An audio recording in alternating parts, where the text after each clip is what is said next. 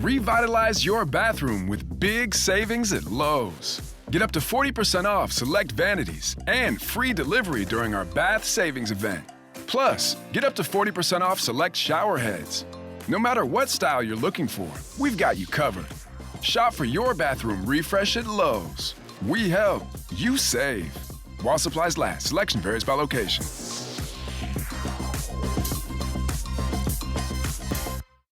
Adobe Radio, the future of alternative. This is Tess Miles. And now your automotive expert in charge, Nick Miles.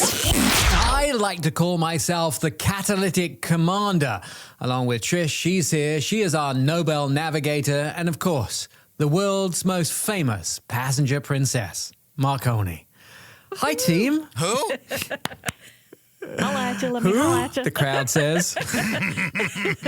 Oh, no. Another week. I think the passenger princess name is probably the most enjoyable nickname that you've ever had. It is? Yeah, I do. I mean, it is. I think Sure. I think it really is an amazing summation of who you are. It encapsulates your entire being. I mean, Nick, I was thinking about this. I've had maybe 2.5 cars my entire adult life. Right. And one of those was because of a relationship, and it ended, and then I got to keep the car in the breakup. Oh. I feel like yeah. I don't recall. I think I know the woman that you broke up with, but I can't remember the car. You helped me have it. You helped me have it towed to the place where it ended up residing. Yeah, I remember that. I can't think of what car it was. I had to call Nick and go, "Hey, my car is I'm on Sunset Highway. I'm broken down. Oh, I need a tow truck. Do you know a guy?" And he goes, "I know the perfect guy." We've had so much history. We have so much history of shenanigans together over the years that some of these stories have slipped through. I think I'm going to need reminding of all the great moments in history that we've had over the last 25 years. 2000, I remember August, it was July the 1st, 2000 that I met you. And I started work a month later. 26 years I we've know. known each other. My goodness, you guys are getting old. Yeah. I was. Well, we were I was a two, husky Trish. teen. Trish, we were two. No, Nick, you were a husky teen like me. I'm still a husky teen on the Beautiful, but- inside. I'm so hot That's right. and a husky teen. Yeah. So, but Nick, what was your first car? I always wonder things like this. So I inherited a car that was given to me by my parents. So as they upgraded to a new car, they gave me their old car. And it was Oh, that's nice. Yeah, it was very nice of them. Parents do a lot of things for you that are really nice. And now I hear of parents, giving cars to their kids. And I'm going, why? Why doesn't the kid earn them? But, I got the same treatment myself when I was a husky teen. So Wait, so if you had a kid now, I mean, before you tell us what car it was, yeah. you would make the kid like I don't know, work weekends at the grocery store bagging groceries to buy his car? No, definitely not. You wouldn't give him a car? You're the guy. You're the automotive expert guy. I know, but in a sense, too, I'm very much about people earning their respect and earning their right. I mean, I had to do it. Why can't other people do it? But ultimately, I have the You don't have respect. Come on. I have wait. only where you're concerned, but I have. Oh, how dare you? I have the facilities. I have the abilities to provide my child with a car. So yeah, I'd give him a car. I mean, I love watching these TikToks of kids being surprised with a car for their birthday or Christmas, and them crying and can't believe their parents did that. And that's the sort of grateful kid that I wish I had, not the ungrateful kids that I know a lot of my friends That you have. Yeah. Wait, he has a child he doesn't talk about. Yeah. He's very ungrateful. His name's Todd. I have 6 ungrateful Little kids. bastard. I know. You got fur babies. 6 ungrateful kids that chew my furniture. From your first marriage. Yeah, Right. yeah, exactly. No, but Nick, what car did you have? So my your first parents gave car, you like a... my first car was a Datsun, which we know as Nissans here, but they're called Datsuns. What was it again? A Datsun. Yeah. In other parts of the world, it's called a Datsun. And Datsun. it was actually the same vehicle that was on sale in the US, but it had a different name in the UK. So in the US, it was a 510B wagon.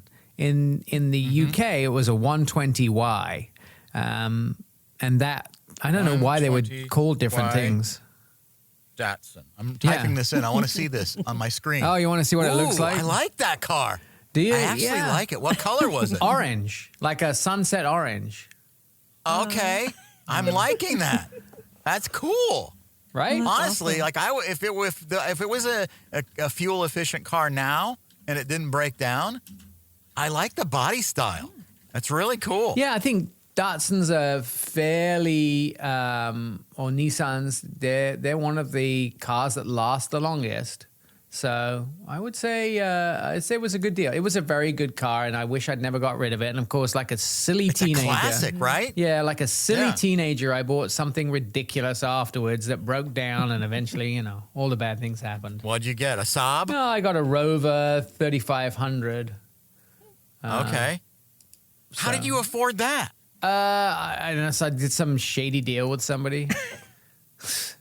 You broke into a bank? Yeah. What happened? Something like that. I want to know your past. Yeah, I mean, I did something very shady. And I don't know. Like, I think I had a friend of a friend whose dad was selling a car that had sat in a garage for like 6 months, and he was trying to get rid of it. And, I got it for a great price. And that was kind of like the general story. So that's how my grandpa used to do. He used to go through the paper and find old ladies that would just like drive these grocery getters until they would go to the nursing home. Right. And he would just buy their cars. And so he always had like a pristine, beautiful, like 1965 Impala or, and he would take great care of them. And he had this Pontiac, like 1974 Pontiac Omega. Right. And that's like a total grandpa car for sure. But well, I like I remember it. The wagon I had was like a 1978, year. Yeah. But I really wanted the 1971, which I thought was way nicer. So. Oh. But they do sell them now. Like you can go online and buy them, but they're not cheap. They range anywhere from anywhere from 12 grand to 30 grand, depending on the condition of them, because they're kind of a collector's item. So. How much can you buy one of these Datsuns for that you had? That's what I want to know. I mean, now they're about 12 grand to 30 grand, depending on how good they are. But at the time, I think they were a lot less. So would they fall apart? Would they run? I mean, like if I bought one now just to like get groceries? Oh yeah, no, they're good cars. I mean, the Japanese make cars that rarely have issues. So yeah, and I just like it because nobody would have this Datsun, and nobody would want to break into it because they're like, this person doesn't have money. Look, this car they'd be like, this is a normal. This car is 47 years old now, something like that. So it's an old car, and my parents bought it new, I think, but they were loving enough to give it to me. So it was a good deal, and I was very happy at the time. Did you lose your innocence in that car? Ooh, I can't remember. I don't think I ever did that. I'm so hot. Yeah.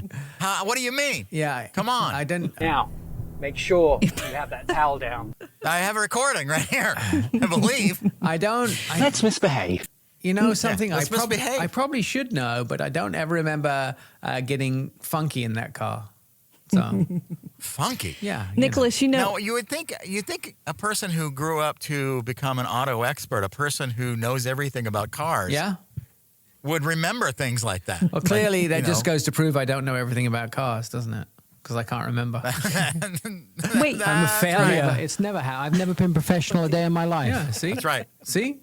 I mean, even the recorded announcement says I have never been a professional in a day in my life. So it's got to be true. That's right. It's got to be. So what? Now the question begs, for both of you, what were your first cars? Marconi? I think I had like what was it? I bought it for $1.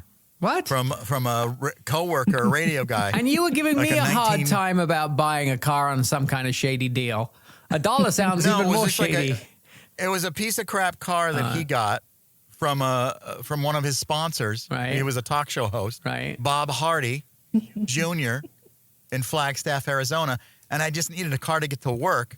So he got me this car. He got the guy to put in a new transmission from this transmission place. Yeah. And he said, well, I can't give it to you for tax purposes. You have to buy it from me for $1. And I said, okay. It was a 1978 Impala. Oh, that sounds like a car that is delightful. It's just a shame very much that I didn't have that much delight. All right, Test Miles continues. We're going to ask Test Miles when we come back.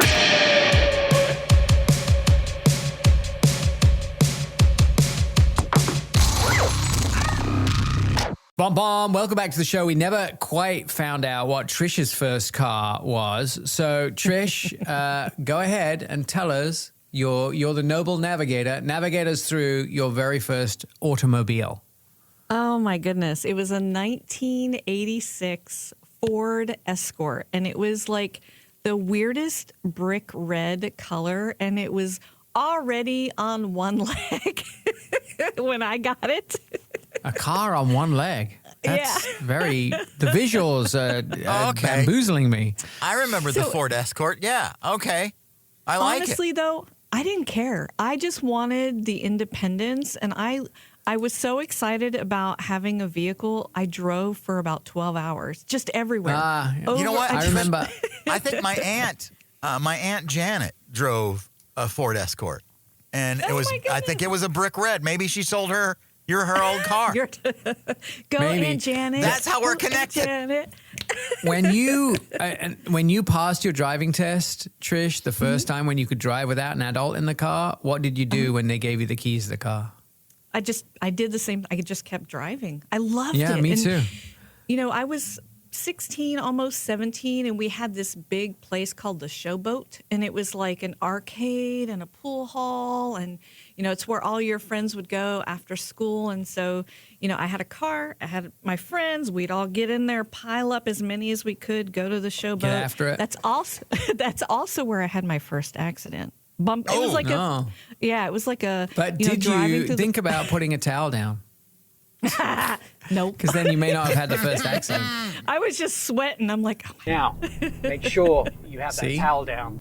Yeah, Nick, and the thing, Nick, I think the reason I didn't get a car, not that you're asking, but too many of my uncles were. And my dad, when I was 3, was killed in a car accident. No, that's not good. And then my dad, and then my grandma's sister was killed with my grandma in the car.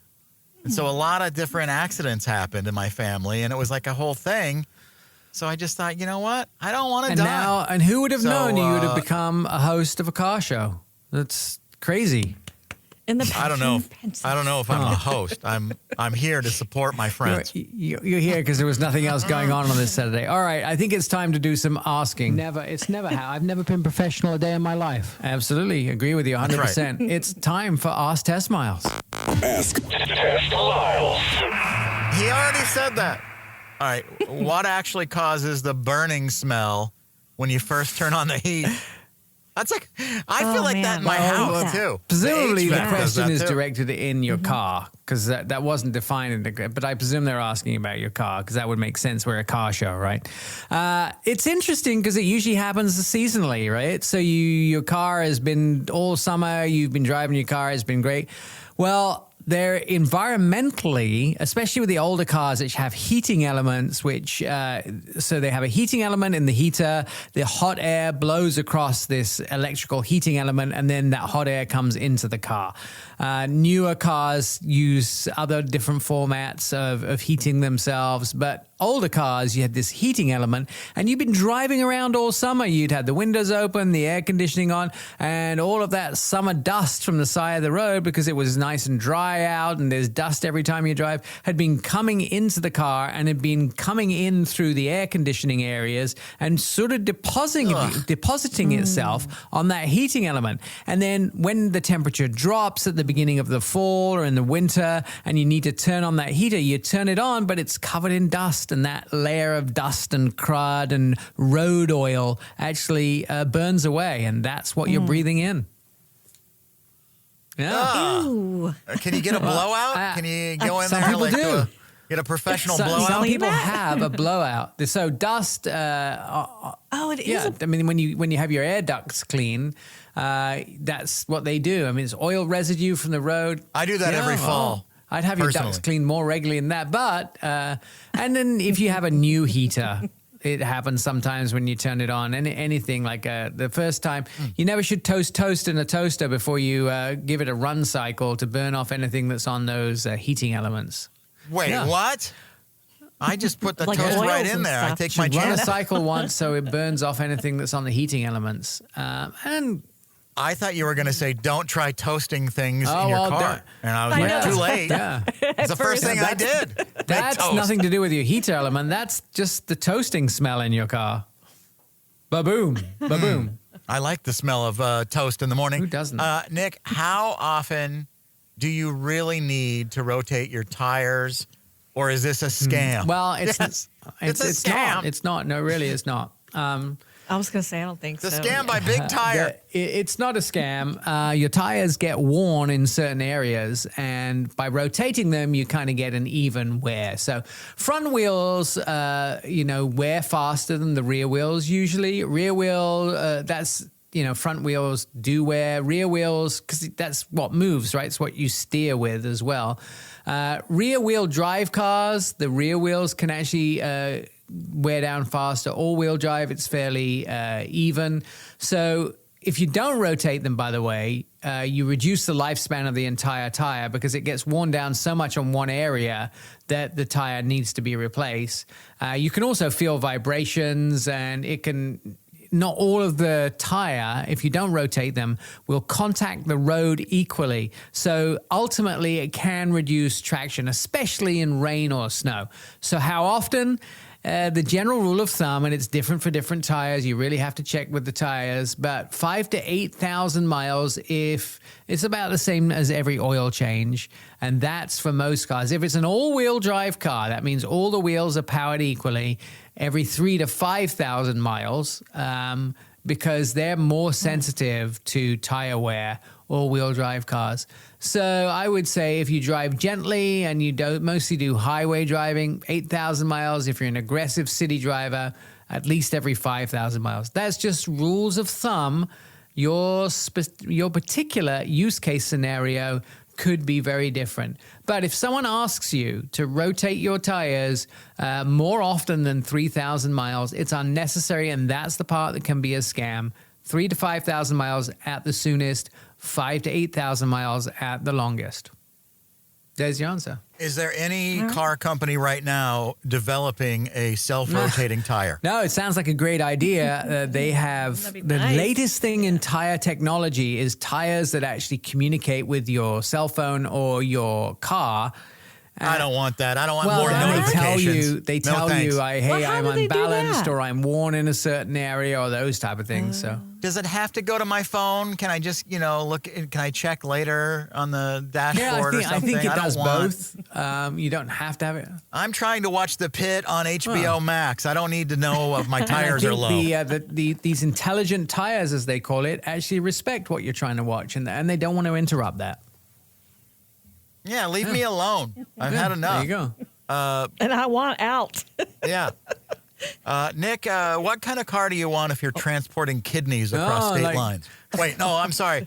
That was a personal question. I'm terribly sorry. I got to make my money where I can. Come on. And we do this Oh, show yeah, for we do. free. Well, I guess I can't. No more time for questions. When That's the it. music Good night. starts, that's basically the cue to get off and stop thanking people for winning your Oscar. We're going to get back with news headlines as Tez Miles continues.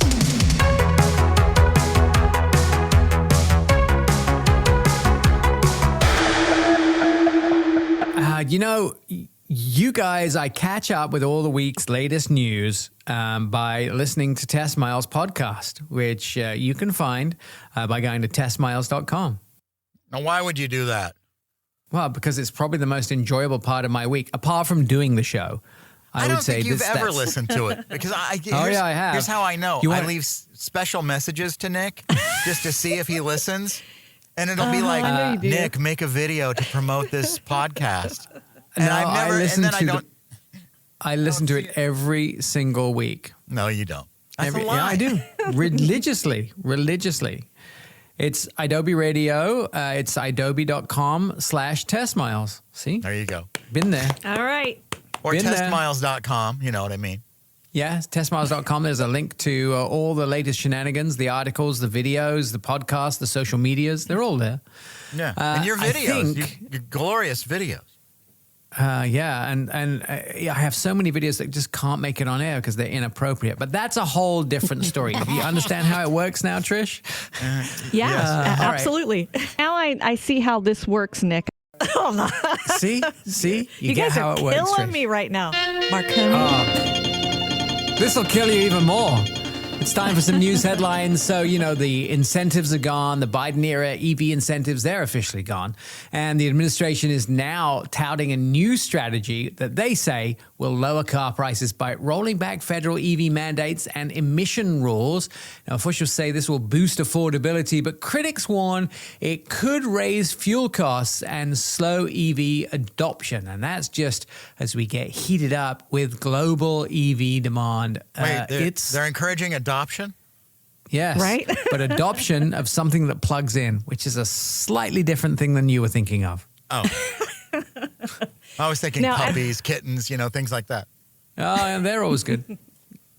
At the Detroit Auto Show, the spotlight on electric vehicles has dimmed. I know, it is sad. Once This is so dedicated depressing. Like everything's a bad news. Once dedicated EV showcase lanes are now shared with hybrids and gas cars, reflecting shifting industry priorities after federal policy changes and slowing consumer EV demand. Analysts say that it could put U.S. competitiveness at risk as other markets electrify faster. So, Oh, man. and Nick, there you have remember it. when you said this? I think it was only like a year ago. You want petrol only? Buy a time machine. Well, I guess the time machine is finally here. Well, somebody bought There you one, didn't have they? it. And we went back in time. That's what happened. I know. Somebody annied up and bought a time machine. There's Is things that that what I'd like this to go is? back. It's all about Yeah. that. And Yeah, by it's the way, all the about- time machine. one thing we're not Gonna talking go about, back in time. I believe, because reachers says they don't like it when we mention Yeah. things like Yeah. this. Did that guy, the guy that got fired from Ford for flipping off or telling the president he was protecting pedophiles, and the president flipped him off? Did he get his job back? I only remember him being suspended. I'm not sure he was fired. But the thing that blew my mind is that they started a GoFundMe for him, and within a day it had $800,000. Like Isn't that crazy? I would just leave. Yeah. I would just leave the country Yeah, or well, something.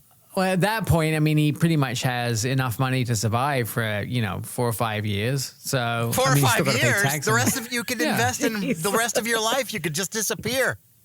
Yeah, maybe not the What rate is I your spend spending money. habit? Like I know, Yeah, I'm right? just trying Oh to figure my it out. gosh. That's my dog food bill a year.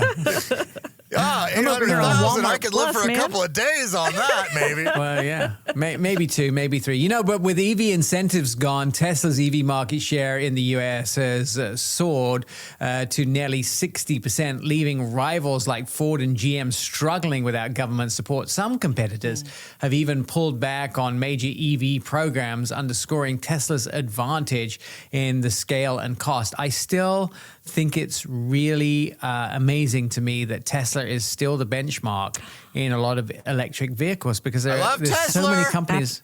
There's so many people out there that do better jobs at making electric vehicles than Tesla do. And yet America seems to be kind of hoodwinked by how good they get. And again, vehicles can be amazing, but there are so many vehicles out there I consider to be better quality than Tesla. I just like Yeah, the fact that you use the word hoodwinked. Yeah. Well, I that's like the era way I you say come from. Tesla. I I come love from an Tesla. era of shenanigans and hoodwinkery. You guys crack me up. All right, at the 2026 North American International Auto Show, the Dodge Charger was crowned Car of the Year. The Ford Maverick Lobo took Truck of the Year, and the Hyundai Palisade won Utility of the Year. It's super rare mix of like legacy muscle, clever pickups, and family SUVs tanking the top honors. That's pretty awesome. What about the I like And the way- unique. the I like the way you say 1978 Hyundai. Datsun Y20? Yeah, Whatever Nick had when he was- 120Y. 120Y. Yeah. I like the way you say Hyundai. Is The head of Hyundai, when the company launched in the United States, he had a press conference, and people were asking how do they pronounce the car and the car company name, and so he said it's Hyundai like Sunday.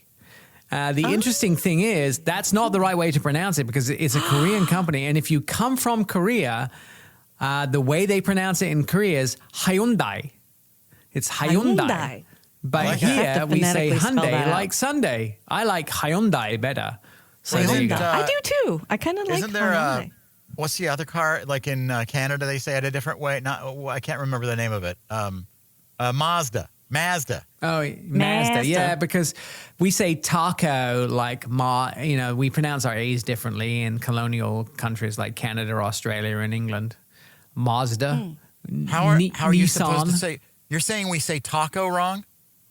Well, we say Yeah. taco, and when in the UK we pronounce we say we taco. Taco. You say you say love taco. I love a delicious. They don't even have tacos in England. Come on. Yeah.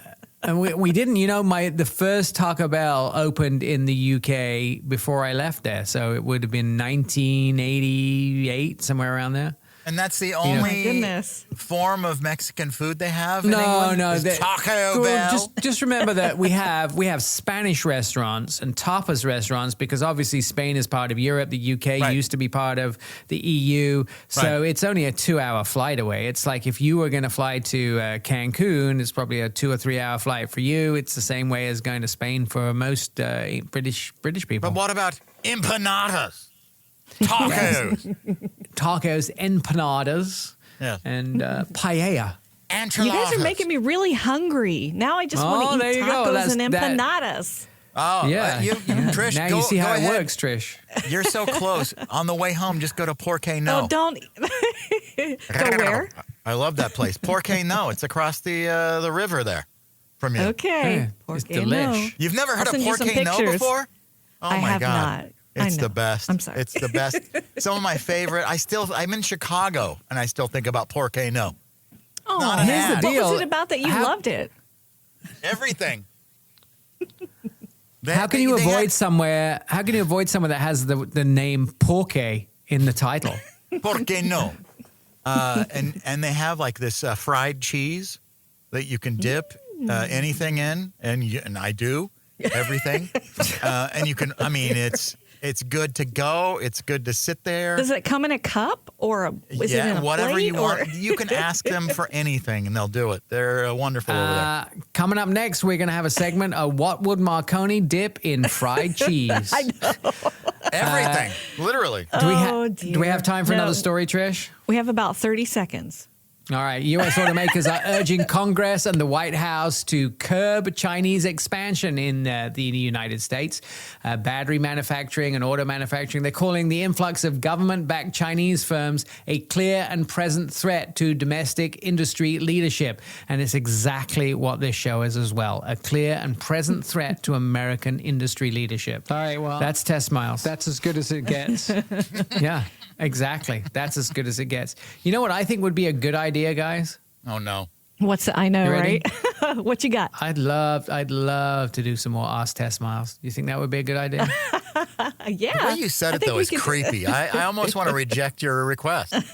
Right? Because I said it on the downbeat. Ask Test Miles. I don't like you're trying to be sultry or something. It made me feel uncomfortable.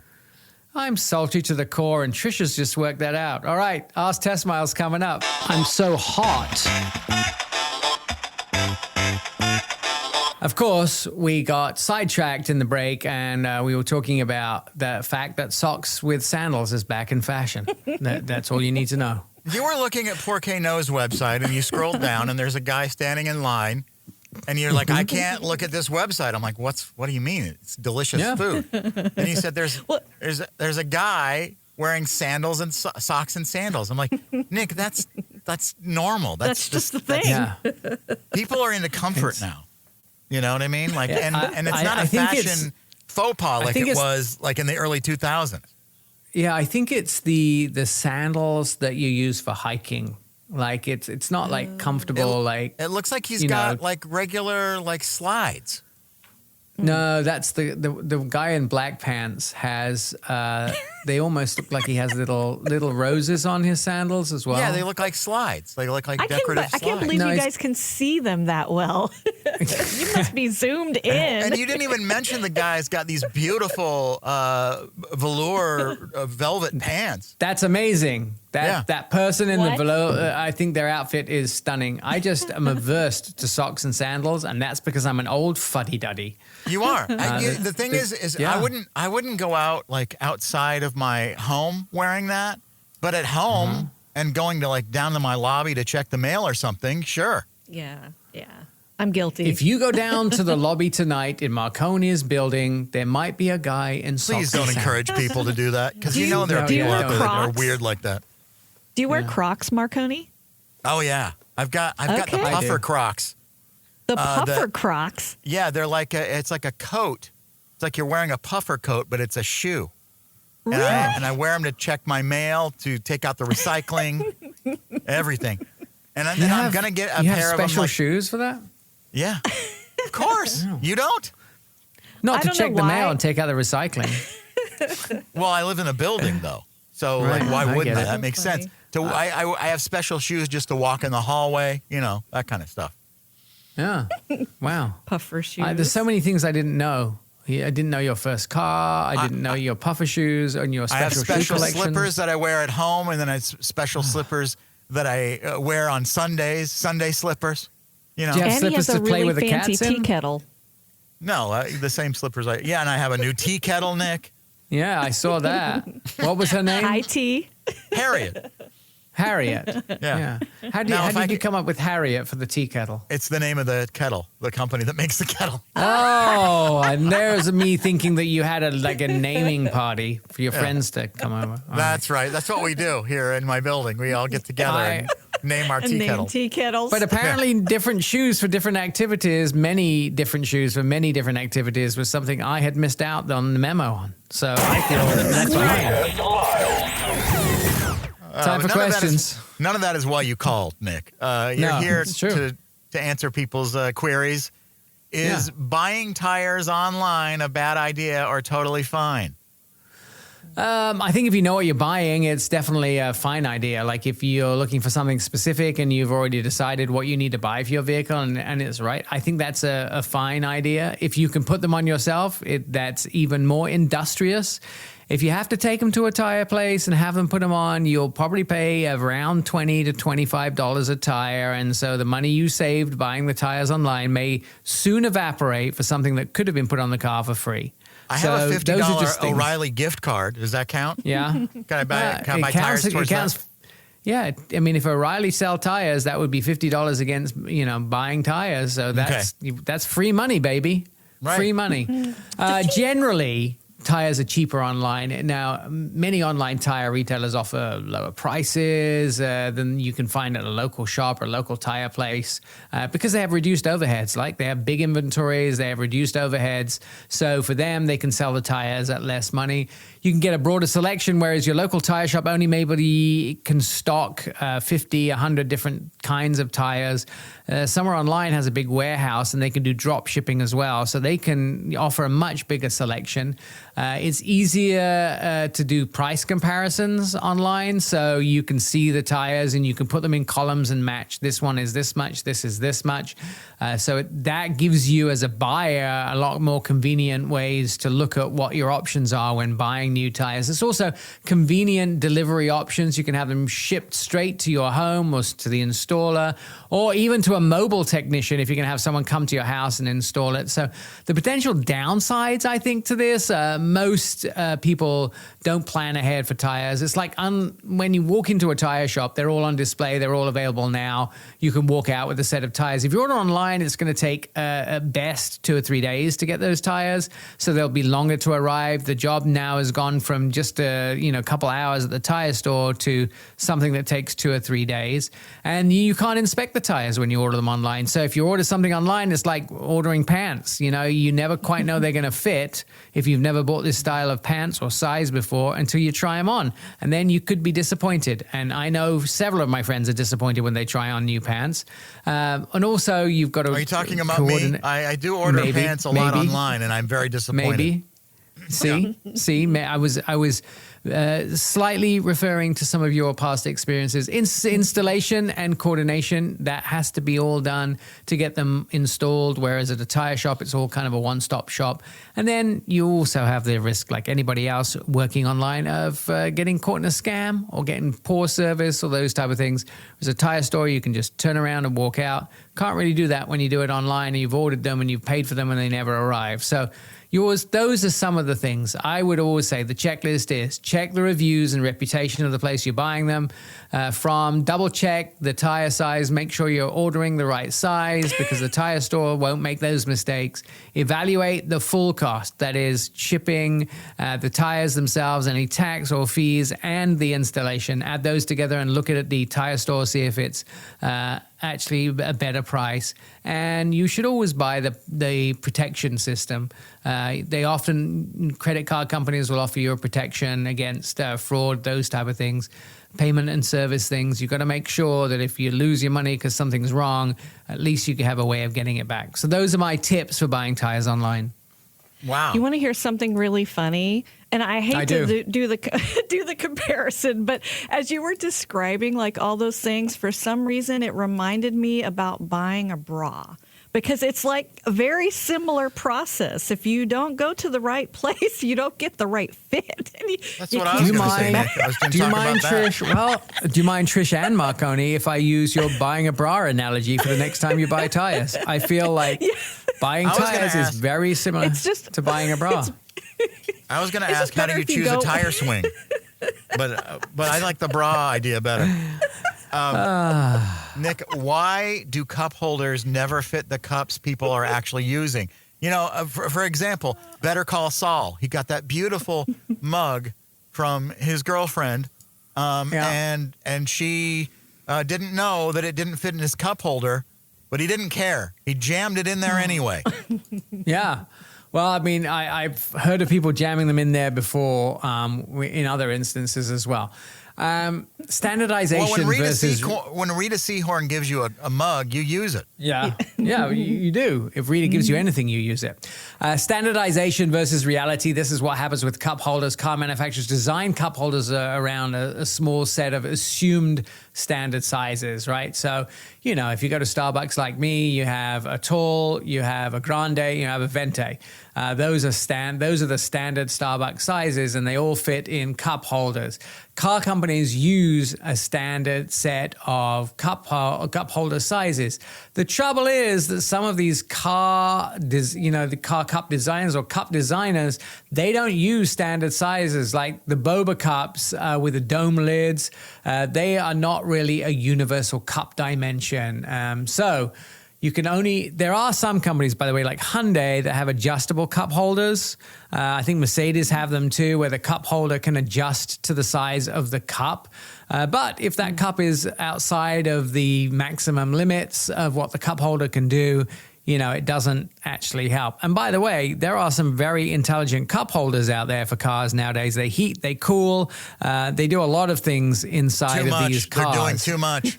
Well, you say too much. Other people say, what else am I going to spend my ill-gotten dollars on? So cup holders, the more luxurious the car, the more opportunity and different cup holder and cup sizes they will hold.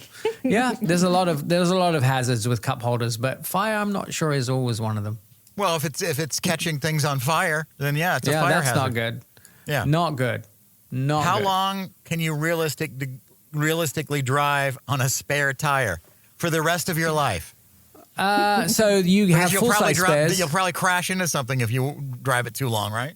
Yes. Well, there are full-size spares that those full-size spares are actually regular tires. They're just an extra regular tire. Few companies now offer full-size spares in cars. If you get one of those temporary spares, what we like to call the donut tire, that typically is safe for 50 to 70 miles. Maximum recommended speed in those is only 50 miles an hour. It's supposed to get you to the tire store to get a new tire, get your tires sorted out. That's all it's there for. Follow Test Miles on Instagram. Like and leave a comment or ask the question on our latest post. At Test Miles. Give it up for Adobe, everybody.